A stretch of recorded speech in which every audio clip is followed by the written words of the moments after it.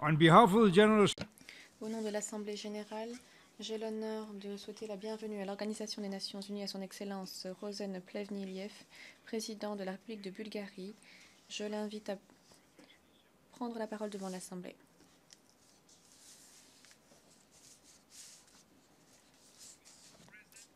Monsieur le Président, Excellences, Mesdames et Messieurs, je souhaiterais vous féliciter, Excellence, Monsieur Mogens Lykketoft, pour votre accession à la présidence de la 70e session de l'Assemblée générale des Nations unies. Je souhaiterais également vivement remercier son Excellence, M. Sam Kutesa, pour son travail en tant que président de la 69e session. Nous célébrons aujourd'hui le 70e anniversaire de notre organisation unique. L'occasion de réfléchir à ce que nous avons accompli, mais également à ce que nous n'avons pas réussi à faire. C'est également le moment pour nous de déterminer la voie à suivre. Une ONU forte pour un monde meilleur, telle est la devise de cette année d'anniversaire. Mais sommes-nous bien plus forts en tant que communauté? Sommes-nous en train de véritablement rendre le monde meilleur pour nos enfants? Nous vivons au travers d'une période tumultueuse. Le nombre de crises de par le monde atteint des sommets.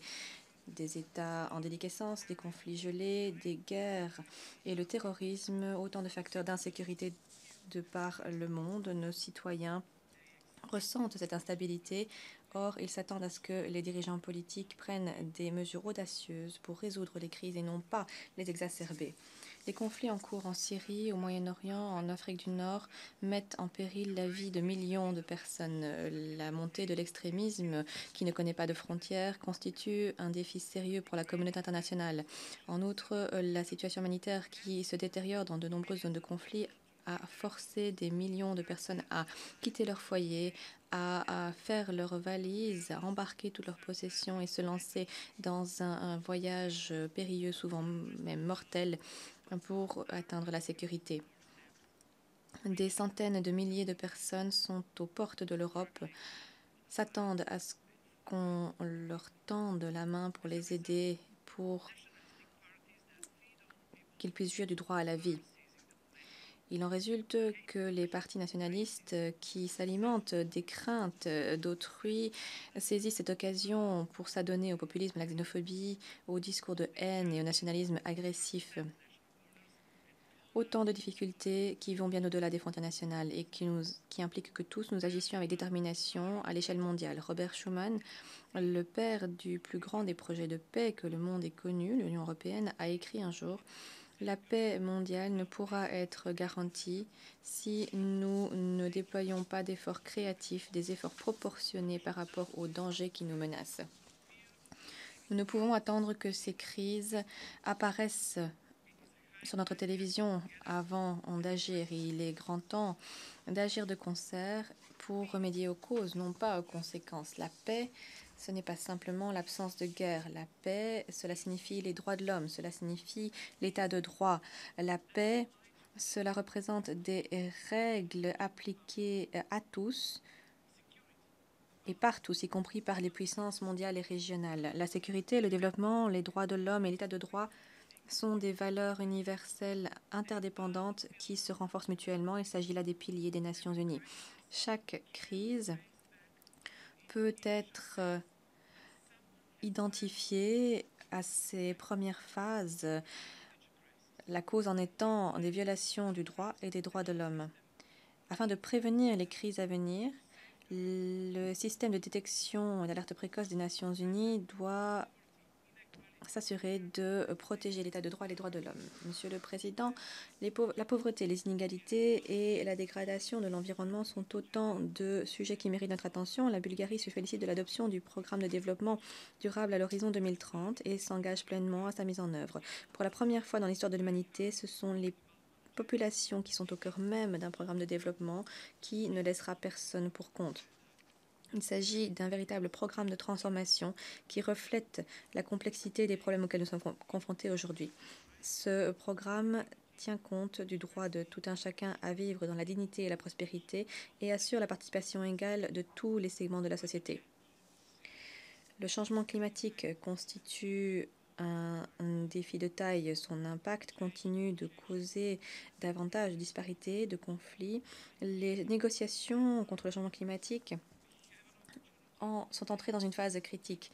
2015 sera marqué d'une pierre blanche. Nous aurons la chance de mettre fin à 20 ans de négociations intenses en faveur du climat et de lancer une nouvelle ère grâce à l'adoption d'un protocole juridiquement contraignant mondial à Paris. Mon pays contribuera à la réussite de cet exercice.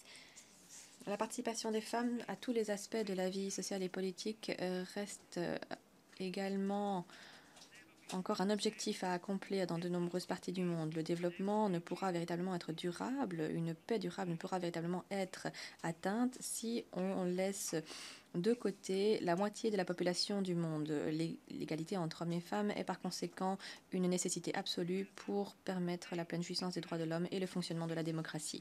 Monsieur le Président, la communauté internationale est aujourd'hui confrontée à un environnement sur le plan de la sécurité mondiale qui se détériore, un environnement caractérisé par la multiplication des conflits civils, l'extrémisme croissant et un nombre croissant de crises humanitaires également. L'accent mis sur la prévention des conflits est absolument nécessaire. 5 ans après le début du conflit en Syrie, ce conflit représente une menace majeure à la paix et à la sécurité internationale. La présence de Daesh dans la région est devenue une entrave absolue à tout règlement politique en Syrie et un sérieux risque pour la stabilité et l'intégrité territoriale de l'Irak.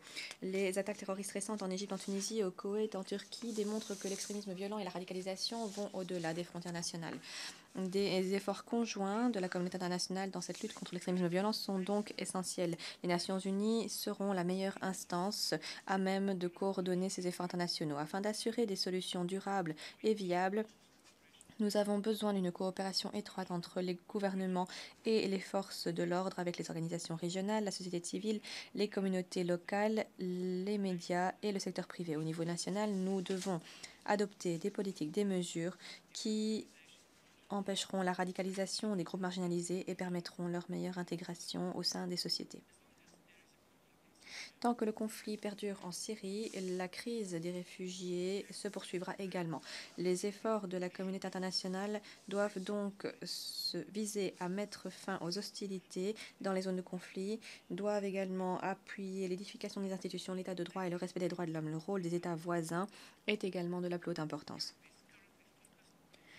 L'Europe se concentre à présent sur la mise en place d'un mécanisme de solidarité qui permettra la réinstallation des réfugiés parmi tous les États membres.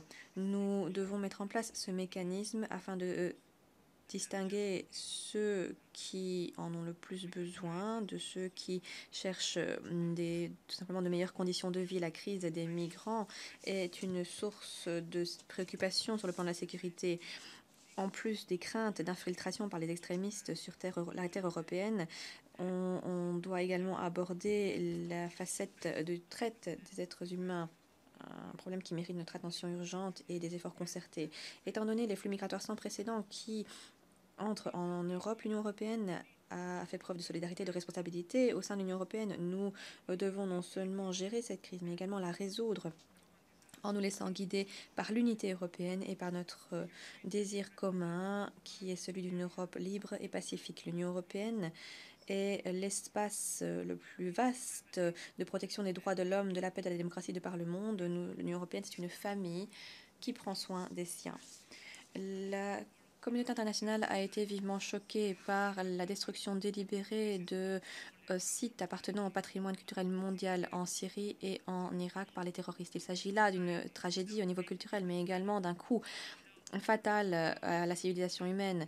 Des sociétés sans valeur éthique, sans valeur morale, sans culture, n'ont aucun avenir. À cet égard, je voudrais souligner le rôle important de l'UNESCO dans la protection des patrimoines culturels lors de conflits armés et dans la prévention du trafic illégal d'objets culturels.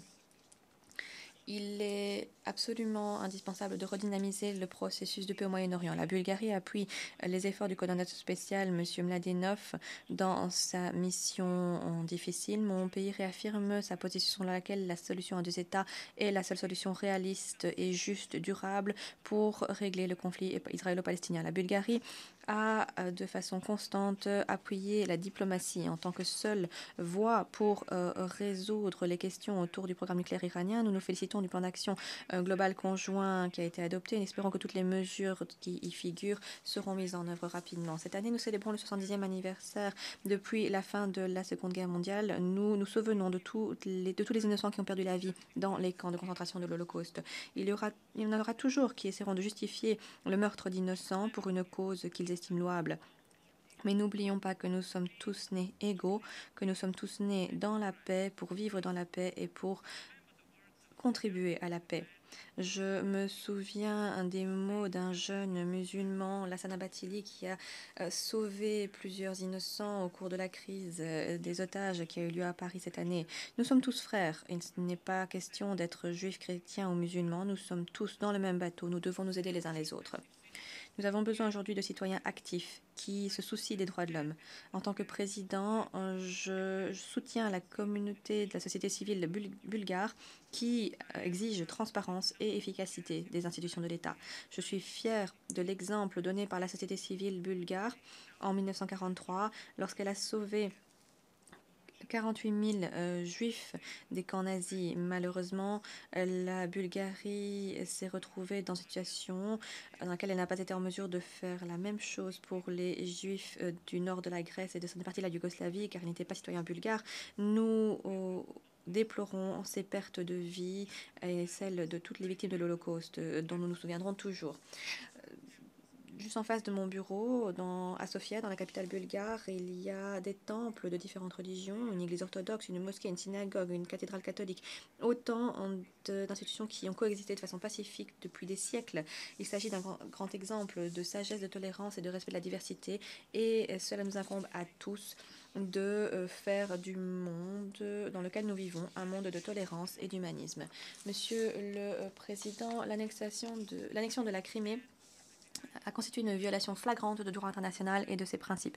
La Bulgarie appuie fermement la souveraineté de l'Ukraine et son intégrité territoriale. Pour nous, la Crimée, c'est l'Ukraine c'est l'Europe. Mon pays condamne toute tentative visant à déstabiliser davantage l'Ukraine. La pleine mise en œuvre des accords de Minsk est essentielle.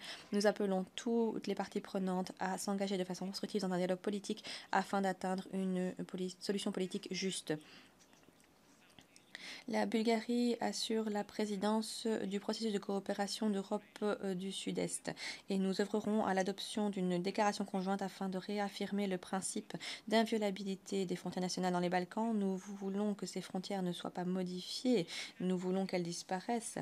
La coopération régionale accrue et l'intégration européenne de tous les pays de la région sont nos objectifs ultimes. Monsieur le Président, parmi les 8 secrétaires généraux des Nations Unies, tous des hommes, on ne compte aucun ressortissant du groupe des États d'Europe de l'Est.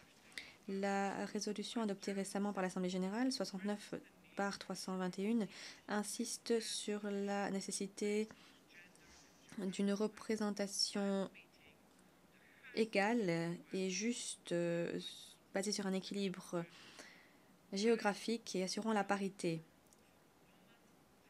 y compris lors de la nomination d'un secrétaire général. Le moment est venu qu'une femme d'Europe de l'Est se voit confier cette responsabilité éminente à la tête du secrétariat des Nations Unies. Une lettre conjointe par les présidents de l'Assemblée générale et du Conseil de sécurité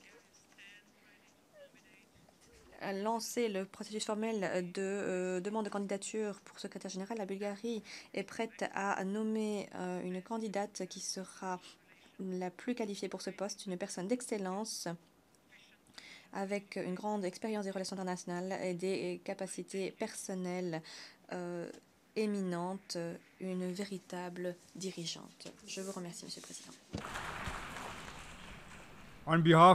Au nom de l'Assemblée générale, je remercie le président de la République de Bulgarie pour l'allocution qu'il vient de prononcer. Je vais demander aux délégations de rester assises pendant que nous prenons congé du président.